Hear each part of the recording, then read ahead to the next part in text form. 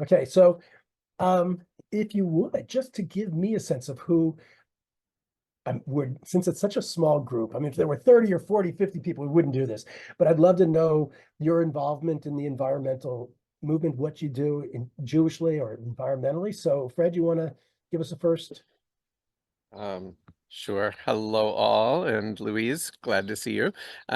So again, Fred Schillinger, Reconstructionist pulpit rabbi. I've been very active for years as a lay leader in both Kojal, in the Jewish specific, and also Interfaith Power and Light, the national movement that unites state level chapters to do really good work. So I'm on that national board, and I'm now on the Kojal part-time staff and trying to do what I can to build the movement, both Jewish and multi-faith.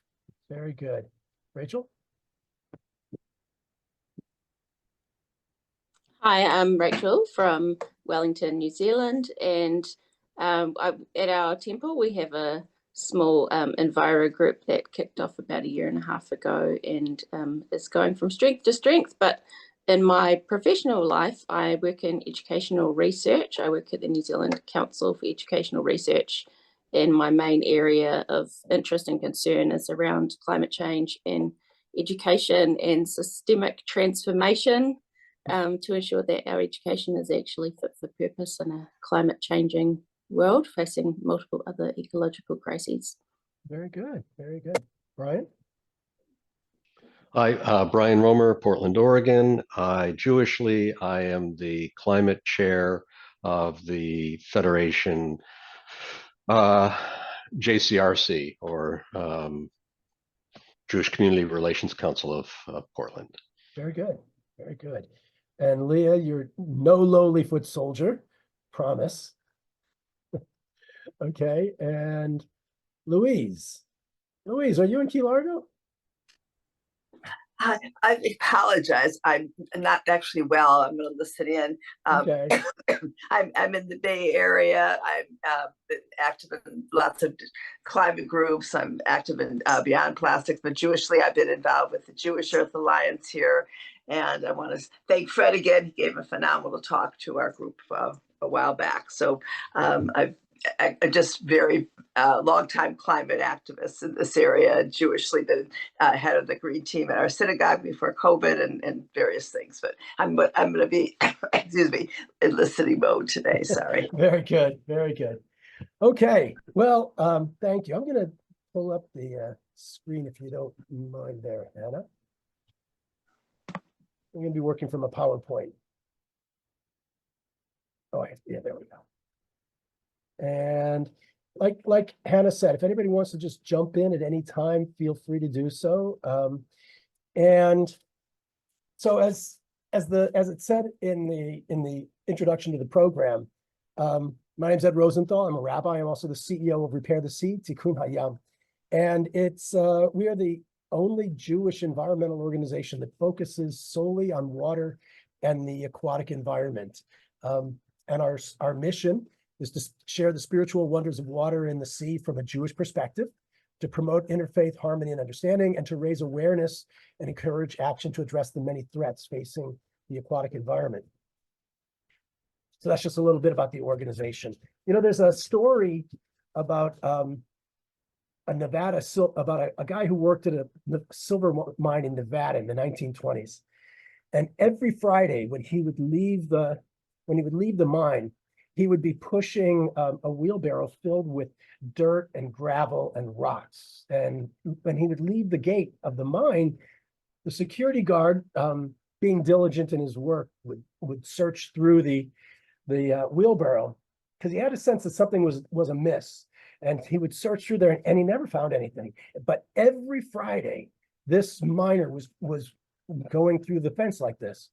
And finally, after many years, the miner retired. They had a party for him. And as the party was closing up, the head of security said to him, he said, you know you've been stealing all these years, but I've never been able to find it. I know, look, you're retiring. I'm not going to say anything, but what have you been stealing? And the miner leaned over and whispered into his ears. He said, wheelbarrows. So it seems, from my perspective, that the Jewish community, when it comes to climate change and the environment, all the attention is given to fossil fuels and carbon emissions. But there's a wheelbarrow right in front of our eyes, but we're not seeing it. And so the premise of this afternoon's program is what I like to call carbon tunnel vision. There's more to climate change than meets the eye. So welcome home, everybody. Here's our planet. Find where you are. I'm right here. Rachel, I apologize. Don't have New Zealand in this graphic, but this is it. This program is based on a fundamental premise, and that is to address climate change from the perspective of carbon emissions and fossil fuels alone is like treating a heart attack without addressing diet and exercise. This is our planet from another perspective. 70% of the planet is water. The ocean produces 50 to 70% of the oxygen on Earth. That's more than all of the rainforest trees and plants on the planet combined. Basically, every other breath you take comes from the ocean. And the wheelbarrow that we don't see is what's referred to as blue carbon. And blue carbon basically is the carbon captured and stored by marine organisms and coastal ecosystems. It plays a central role in Earth's climate system, yet is generally ignored. Only about 3% of the ocean is under any kind of governmental protection. So that gives you an idea of how little attention is being paid to the marine environment. The ocean is 70% of the planet, but only 3% of it falls under any governmental protection. And when you talk about the high seas, it's the wild, wild west. We just don't know what's out there. We don't know how to protect it or to police it. There is no policing on the high seas. So what I want to do is for this session, I want to raise awareness. Some of you may already have a lot of knowledge and background about blue carbon, but if not, that's what I want to share with you today. So these are the elements that make up the blue carbon environment, so to speak. It's mangroves, seagrass meadows, salt marshes, phytoplankton, and whales and marine mammals in general. But in addition to the whales and marine mammals, is just all sea life in general. And we'll talk about that a little bit later. So I don't know if any of you are scuba divers, but if you're not, you probably have never seen a seagrass meadow. Seagrass meadows they form dense meadows along shallow coastal waters. And despite being only 0.2% of the seafloor, seagrass accounts for 10% of the ocean's capacity to store carbon. So 1 acre of seagrass meadow can sequester approximately 1,230 pounds of carbon per year. Globally, meadows store up to about 20 gigatons of carbon annually. And seagrass absorbs carbon 35 times faster than tropical forests. And because, however, like the other factors in blue carbon, we see mangroves, we see salt marshes. Since we don't see seagrass, it's generally out of sight and out of mind. And so we don't realize 30% of seagrass that existed at the start of the 20th century is gone. And here in Florida, where seagrass is a major component of our marine ecosystem, we're losing so much seagrass, it's frightening. 2 years ago in Tampa Bay, where I live, we had a huge spill of a retaining pond from a phosphorus mine that killed thousands of acres of seagrass. And last year, we had probably our largest manatee mortality in recorded history, because in addition to sequestering so much carbon, seagrass is all that manatees eat. And as we're losing seagrass, we didn't lose all those manatees last year because the water was too cold. We didn't lose it because of boat strikes. We lost it because the vast majority of our manatees are starving to death. The next area of blue carbon is mangroves. Now, I don't know if you've ever seen a mangrove forest. It's an awesome experience. You see the roots in the salt water. I was kayaking in Key Largo last week or 2 weeks ago, and went through a kayak forest. It is absolutely primeval, but mangroves sequester 4 times more carbon per acre than terrestrial trees. And an acre of mangrove can sequester about 2,016 pounds of carbon annually. But 20 to 35% of global coverage has been lost in the last 50 years alone. And destruction of mangrove forests releases the carbon it's stored back into the atmosphere. In fact, all of the blue carbon, when the blue carbon sequesterers are destroyed, all of the carbon that they have sequestered is then released back into the atmosphere. And as you see, there's so much that it sequesters. The destruction of blue carbon ecosystems is doubly worse for the environment, because we no longer have this tremendous ability to store the carbon, and that which has been stored is released. The next area of blue carbon is salt marsh. And salt marshes are these wetland ecosystems that develop between forests or urban areas and lower estuaries or sheltered marine coastlines. It's a fascinating ecosystem. It's covered by water twice a day at high tide and exposed to air at low tide. And it's filled with life. And an acre of salt marsh can sequester about 1,940 pounds annually. But the US has lost 70% of our coastal salt marshes, mostly due to coastal development, wastewater runoff, and particularly sewage and fertilizer. It's just 70% of losing any ecosystem at that rate is just, if you don't know about it, we can't do anything about it. So all of this is intended just to raise your awareness about it. And my favorite of them all, phytoplankton. Phytoplankton are these small microscopic algae, which if you look at it from the surface, you might say it's just green sludge. It is the miracle of the planet. Phytoplankton captures about 40% of all human-generated carbon, the same amount of CO2 as 4 Amazon rainforests, and 60 to 90% of the excess heat trapped by greenhouse gases in the atmosphere. And phytoplankton releases more than half of Earth's atmospheric oxygen. But phytoplankton has decreased by approximately 40% since 1950, primarily because of the reduced number of marine mammals. And phytoplankton is one component of what is generally referred to as the golden triangle. And the golden triangle is phytoplankton, whales, and krill.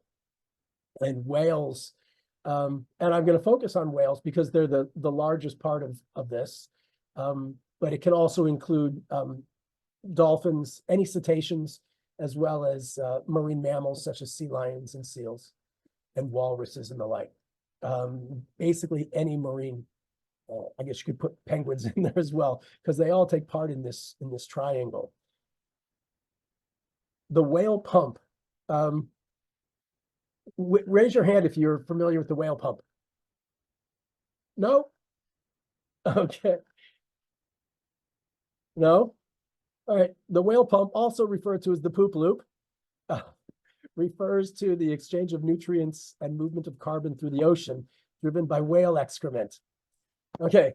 Now, I'm going to apologize because you probably didn't expect to talk about poop during this session, but whale poop is essential for oxygen on our planet, and we don't talk about it.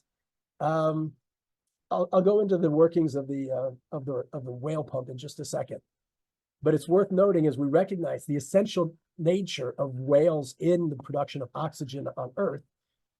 It's important to note that estimates have the current blue whale population at approximately 98.5% of pre-whaling populations. In other words, only 2.5% of what it was before commercial whaling. Humpbacks are at 94%. So they only at 6% of the total population. Fin whales have lost 85%, and the sperm whales at 97%. This is beyond tragic. And we hear that the whale population is coming back, but the whales were almost hunted to extinction. And for most of us, we think of whaling and we think of Moby Dick back in the 1800s. But it wasn't until the 1980s that the International Whaling Commission banned whaling. In fact, from 1950 to 1980 was the highest period of whaling because that's when it became mechanized. Does anybody remember the 1986 movie Star Trek: The Journey Home? It was the crew of the Enterprise had to come back because the whales were extinct and the Earth was being going to be destroyed in the 24th century because it didn't have any whales. Well, the simple fact of the matter is, if we don't have whales in the 21st century, we will go extinct as well, because they are essential for life on Earth, for us anyway. And while commercial whaling ended in the 1980s, it's estimated that still approximately 300,000 cetaceans die every year from entanglement, and another 20,000 whales fall victim to ship strikes. So there are many factors. Entanglement is a major factor, but also starvation. We'll talk about one of the external factors of overfishing shortly, but orcas in the Pacific Northwest, up near you, Brian, are starving to death because they can't go to McDonald's. Their food is in the water, and when we remove all of their food, they starve to death. And the Pacific Northwest orcas are experiencing that terribly. So, and it's not just entanglements and starvation and ship strikes. Ship strikes, when it says ship strikes, that doesn't speak about dolphins. If you've ever been on a boat, dolphins love to swim in the wake. But whales can't move as fast as dolphins, or they can, but they're just not as agile because they're so large. So every year, about 20,000 whales are killed by ship strikes, because on any given day, there are over 1 million shipping vessels, large shipping vessels on the ocean. And for most of them, the shipping routes go through whale feeding zones and whale breeding zones. And remember, whales communicate with sonar. So when there's so much noise because of all of these ships, they can't find food and they can't find mates. And so there are so many external factors impacting the whale population on the planet that even though commercial whaling ended in the 80s, and mind you, not completely, still today, Japan, Norway, and Iceland take part in whaling operations. So it didn't go away in the 1980s. Now, with regard to the whale pump, it's often referred to as the golden triangle because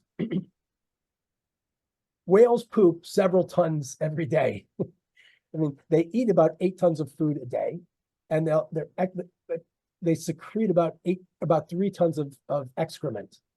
Their excrement is extremely high in iron, which is consumed by phytoplankton. That's the other blue carbon element. And the phytoplankton is then consumed by the krill. Krill is a very tiny, tiny red crustacean. It's like a shrimp. And it's the only it's the only thing that blue whales eat. They eat nothing else but krill. And so the golden triangle is that the phytoplankton the krill eats the phytoplankton. The blue whale eats the krill.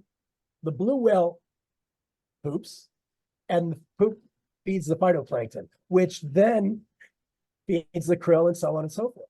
But because of the loss of marine mammals, because this loop also carries over for toothed whales that eat squid and fish, because it's the same thing. They'll eat the squid and they'll eat the fish, which sequester carbon, and they will then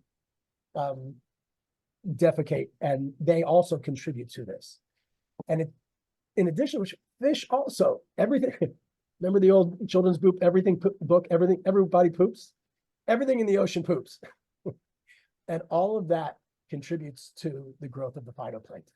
But because of the low numbers of whales, the low number of marine mammals in general, phytoplankton is only at about 40% of what it was in 1950. Okay. Now, these are the blue carbon elements. There are other factors impacting the marine ecosystem as well. Overfishing. Currently, about 80% of the world's fisheries. So this, when I say external elements, these are not natural. None of the following, everything in previously was a natural part of the ecosystem. At this point, everything is man-made, but that too impacts on the natural ecosystem. So about 80% of the world's fisheries are either fully exploited or overexploited, depleted. Oops, I just lost my buds. So can you all hear me? You can still hear me, okay. And 90% of the world's stock of large predatory fish are already gone. And every year, about 80 to 100 million sharks are slaughtered so that people in Asia can eat shark fin soup. Now, the consequences of losing the apex predator in an ecosystem, we don't know what that is at this point, but we do know that it will have a profound impact on the marine ecosystem. And this is something people don't realize. The world produces about 200 million tons. That's 400 billion pounds of fish and seafood every year. The number of fish that are taken out of the ocean every year is so large that we can't have an accurate number. It's measured in metric tons, but it's estimated. It's in the trillions. And that's only what's recorded. Because of illegal, underreported, and unregulated fishing, there are no accurate figures for the number of fish removed from the ocean every year. Again, there's no way to police the high seas. And this is IUU is a huge, huge problem for those of us concerned about the marine ecosystem. Another man-made factor in the loss of blue carbon are dead zones. This comes back to the salt marshes. This is one of the primary factors influencing or destroying 70% of America's salt marshes. Dead zones are low oxygen waters caused by agricultural runoff, fertilizers, sewage, manure, and animal byproducts. And it leads to a condition called hypoxia. Hypoxic conditions are unable to sustain life and cause die-off of marine life.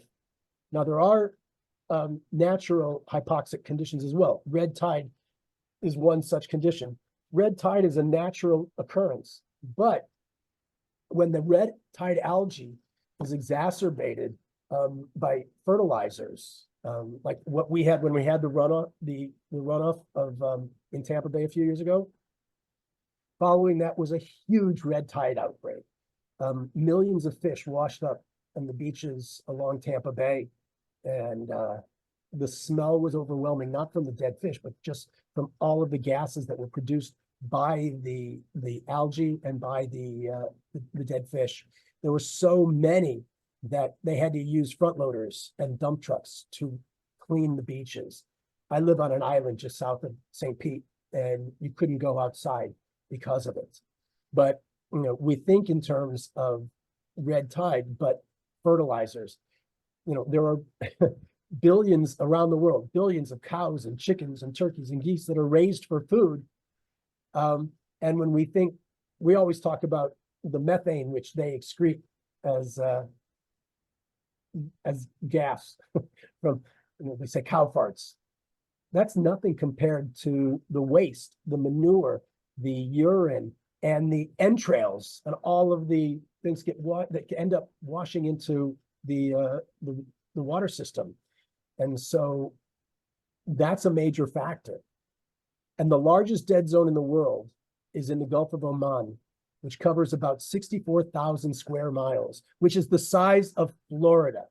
If you can imagine a section of the ocean that cannot sustain life the size of Florida, it's amazing.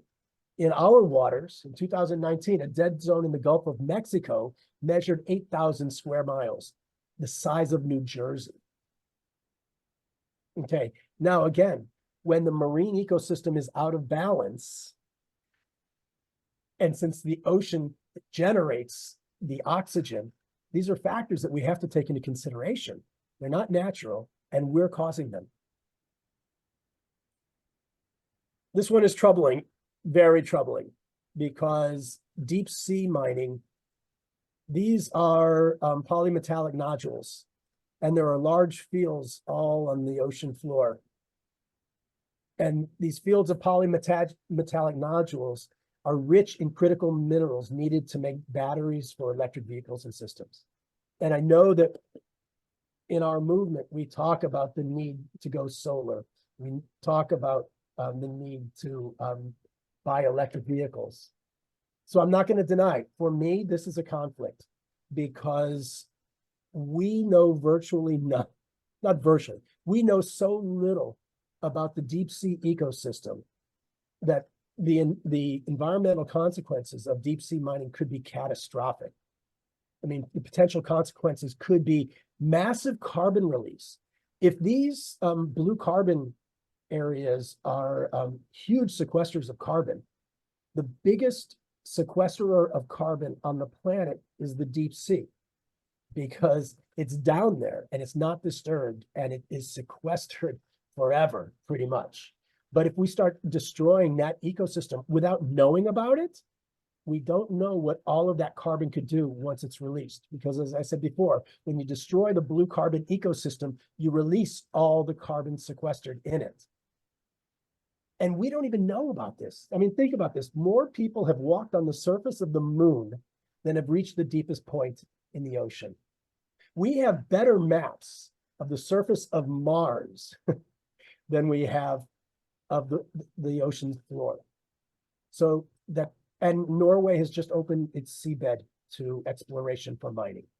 So it's starting.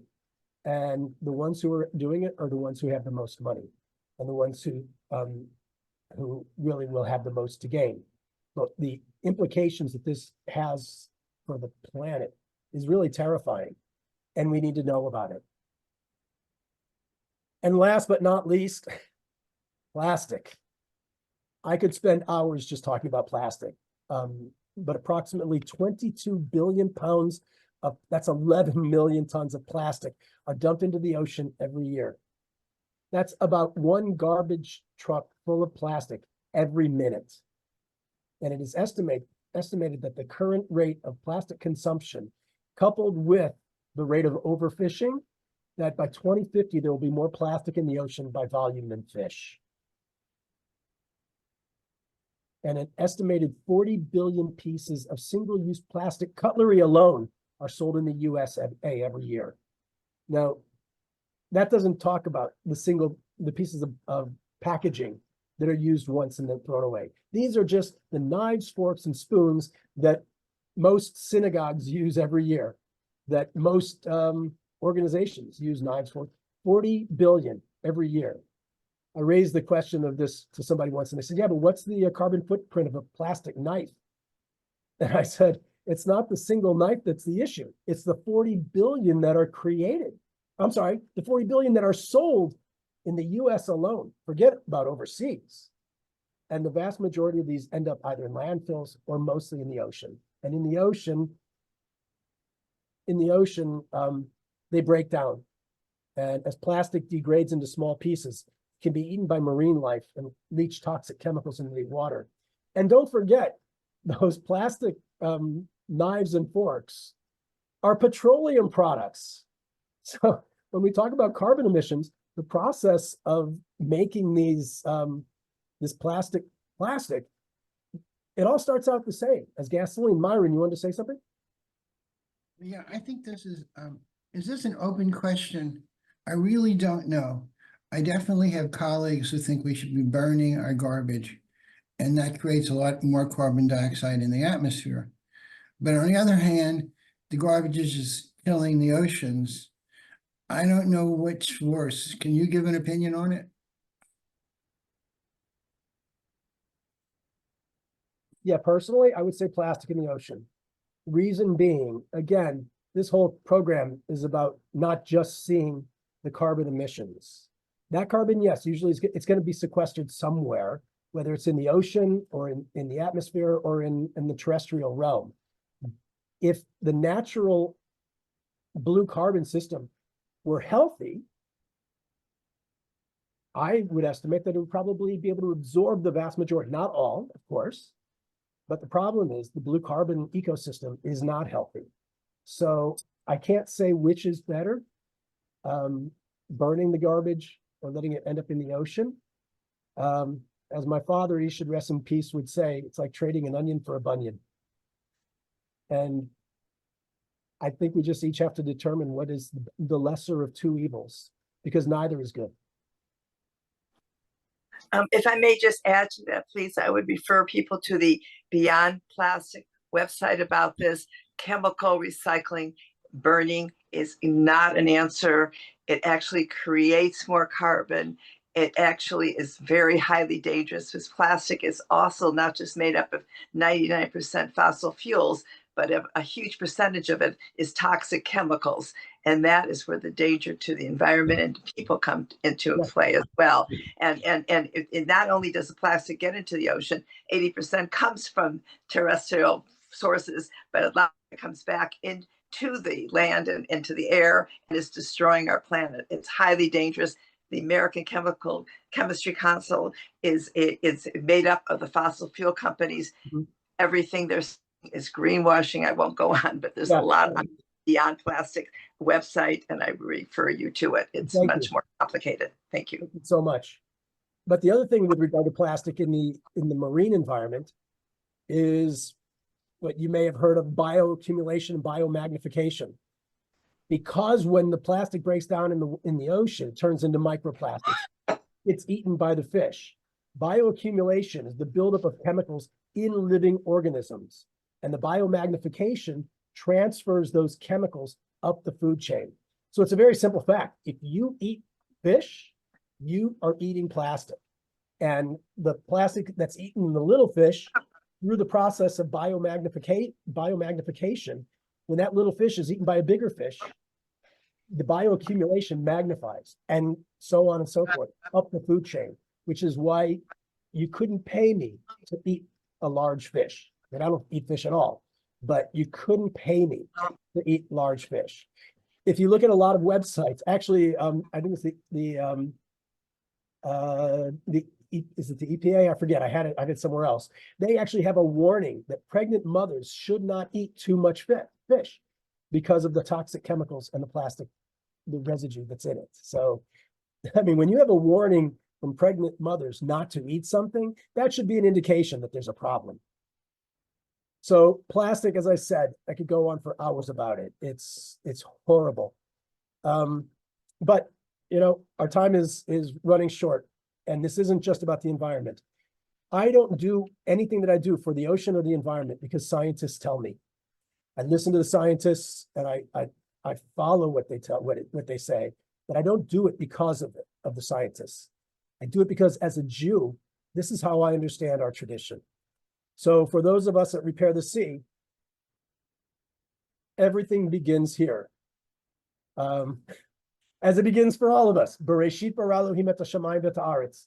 V'haaretz hayta tohu v'bohu v'choshech al pnei tehom, v'ruach Elohim merachefet al pnei hamayim. In the beginning, God, Elohim, created the heaven, the shamayim, and the earth.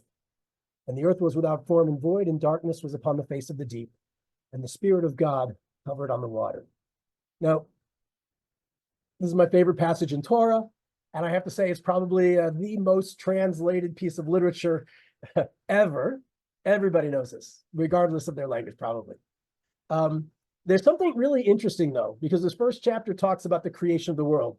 And okay, it's the 21st century. We do listen to scientists, and we know the world was not created in 6 days, and the seventh day God rested. But what do we learn from this chapter about all the elements and the components of creation in the natural world? Jewish environmentalists love to look at this. And if you're familiar with this teaching, forgive me for sharing it. But if you're not, please use it. Is everybody familiar with the concept of gematria? Gematria, okay, for those of you who aren't, I'll be real quick. Hebrew is an amazing language because not only do the letters have their symbols and their sounds, every Hebrew letter has its shape, its sound frequency. So you combine the letters in different combinations and they make different sounds. But every Hebrew letter also has a numerical value. And that numerical value, it's not forced. Like when I was a kid, I had the old Captain Crunch decoder ring that had, the letters associated with the numbers. So A was 1, B was 2, C was 3, and so on and so forth. It's totally forced in English. It doesn't work. But in Hebrew, it works. So if you look in a Hebrew Bible or Genesis chapter 20, verse 14, it'll say Breshit, Kaf, Yud Daled. If you look on your Hebrew calendars, the dates are written in letters. I mean, in Hebrew letters, not in numbers, because letters are numbers. And the rabbis taught that when two words share the same numeric value, that there's a deeper essence and a deeper meaning between them, and it's up to us to explore deeper and further. So Jewish environmentalists love to look at the fact that Elohim, the name of God in this first chapter of creation, the Aleph, Lamed, Hey, Mem, Yud, if you add them up, equals 86. Aleph is 1, Gimel is 30, and so on and so forth. And the word for nature, Hateva, if you add that up, Hey, that ayin, you'll see it also equals 86. Now, what the Jewish environmentalists say is what this teaches us is not that the world was created in 6 days, but rather, I'm sorry, that's actually not accurate. Because if you've ever been to a Jewish summer camp and they talk about a nature walk, they don't say, let's have Hateva walk. Nature is, the Hebrew word is Teva. And that's you go on a nature walk, you go on a Teva walk.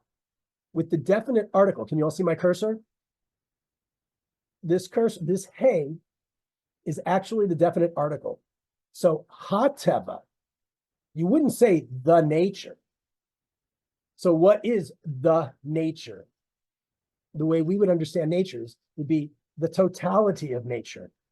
Better stated, the laws of nature. So when we look at this first chapter and we see the connection between Elohim, God, and Hateva, the laws of nature, what we can deduce from it is that the laws of nature come from, call it God, call it a higher power, call it whatever you want. I have real trouble with the word God.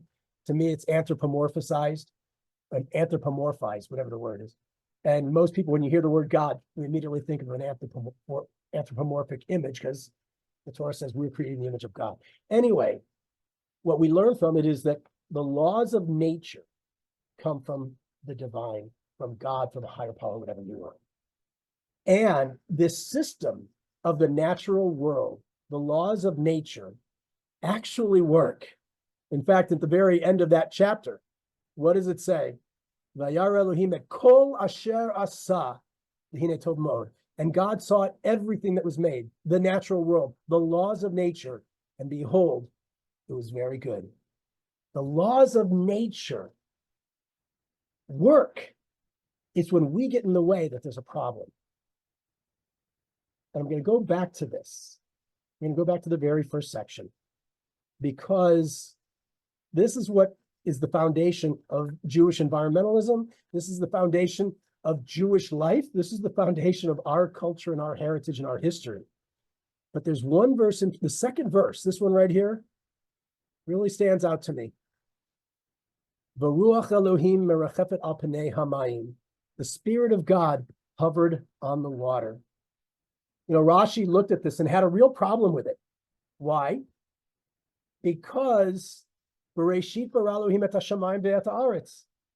In the beginning, God created the heavens and the earth was without form and void, and darkness was upon the face of the deep, and the Spirit of God hovered on the water. And Rashi said, wait a second, nowhere in the text does it say that God created water. Nowhere in the text does it say water is created. Water simply always has been. It precedes everything. And frankly, if you speak Hebrew, you'll notice something else about this verse. It's always translated as the Spirit of God hovered on the water because we assume the creation took place in the past. But that word merachefet is actually written in the present tense. It's not a past tense verb. So a better translation for this should be The Spirit of God is on the water. And ladies and gentlemen, I would present to you that there is a wheelbarrow right before our eyes, so we have to see it. Blue carbon is the best natural defense against climate change. We shouldn't stop the current push to cut carbon emissions, but we need to see the climate crisis in a more holistic view. We can't just have carbon tunnel vision. The Torah is clear. The Spirit of God is on the water. If we, as a Jewish community, want to lead in fighting the climate crisis, we need to be the leaders in restoring and repairing the sea and the entire aquatic ecosystem, because that's the natural system. That's the Elohim. HaTeva is the natural order. God saw what was made. God saw the natural order, and it was very good because it works. And we have to repair it, restore it. And that, to me, is going to be the greatest way to fight the climate crisis. So the question is, what you can do. First of all, plant a mangrove in honor of a life cycle event. The JNF is our model, guys. We planted so many trees in Israel. Plant a mangrove in Thailand. Plant a mangrove in Florida. You can go to www.plantamangrove.org and plant a mangrove for a bar mitzvah, for a wedding.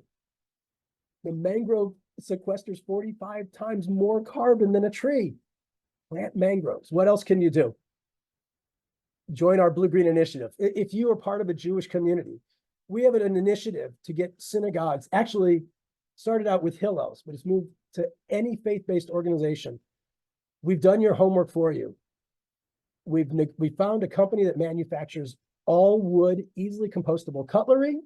It's more expensive than plastic, but we've negotiated with them to get a below wholesale discount. And basically for a synagogue or a church or a community center that serves 100 meals a week, the difference between what they pay for plastic and what they pay for compostable cutlery, easily compostable cutlery, is, if they serve 100 meals a week, is maybe an additional $800 a year. But the impact it can have on the marine environment can be profound if every faith-based organization would join this initiative. This is our biggest program, our reverse tashlich. Organize a reverse tashlich in your community. Fred, you guys had you've been doing it for years and have had tremendous reactions. Rachel, New Zealand, you guys blew us away. Last year, we had over 300 communities in 23 countries join the reverse tashlich. And it's just, instead of throwing our sins into the water, we take human sins out of the water. And it's not only is it a fun program, but it shows people the impact that they can have by doing this. Go to our website and register your community and join this global effort to raise awareness in the Jewish community. What else can you? Stop eating fish, or at least reduce your consumption of fish. You know, I mean, it used to be that if you didn't have creamed herring on Shabbos morning, then it wasn't Shabbos. Creamed herring has no place at a Shabbos oneg, and it shouldn't be on any Jewish table. And reduce your consumption of meat. Again, not just because the flatulence created by the cows, but because of the residue, the manure, the urine, the blood, everything that gets washed into our waterways. This is when people don't think about. Stop fertilizing your yard. If you fertilize your yard, it runs off into the water system. And where I live, it runs directly into Tampa Bay. So stop fertilizing your yard. Get eco-friendly. And you know what? So your neighbors might be able to keep your grass mowed. My neighbor spends hours on his yard every week, and he looks at mine and says, "Ed, really?" But I'm not contributing to the destruction of blue carbon. Here's another thing that can be done that is so important. Raise money to purchase coastal land in your area to keep it from being developed. A lot of coastal area land is for sale, and it's not expensive because you can't build on it until you have these huge corporations that buy it, drain the salt marshes, tear out the mangroves, and develop there. So raise money for this and do it as a collective project for your community. You won't do anything with the land, but what you will be doing is sequestering more carbon than you can imagine. Eliminate single-use plastic products as much as possible. This is really hard. I'm sure everybody on this call has a reusable bottle. I'm sure everybody on this call has a reusable shopping bag. Promote it. We sell these on our website. It's produced by a company called Clean Canteen, probably the best company for reusable water bottles, because everything on this, everything made in this is made from recycled material. Clean Canteen, they normally go for about $45 retail. We sell it for $26 because they give us a not-for-profit discount, and we don't make a penny on it. But if you belong to a synagogue, reach out to Clean Canteen. They'll put your logo on their bottle, and they'll charge you $26, just like they did for us. They'll advertise for your synagogue, your community center, whatever it is, and you'll be getting the single-use plastic bottles out of your community. Ed, this has been fantastic. We're at our last 1 minute. If you All right, could last 1 minute. wrap it up. Here you go. Last one. Learn to scuba dive. If you don't scuba dive, if you want to appreciate the wonders of the underwater world, learn to scuba dive. When you go to the beach and you see the water, the ocean, it's beautiful. When you're under the water, it is mind-boggling. The wonder that is there, and you will protect it so much more if you've ever seen the wonders. And lastly, learn more about blue carbon and share what you learn with others. As I said earlier, those of you who were on earlier, there are not a lot, we don't know about it. People don't know about blue carbon. You got to get the word out, learn about it, and share what you learn with others. Any questions? We do not have time for questions, but I will say copy down this email address, and Ed, I've got at least one email address from the chat of somebody who wants to get in touch with you. So I'm sure we can continue the conversation offline, but thank you so much. This was fantastic. Thank you all for joining us. I hope you got a little bit out of it. Thanks. All right. Thank you. Bye.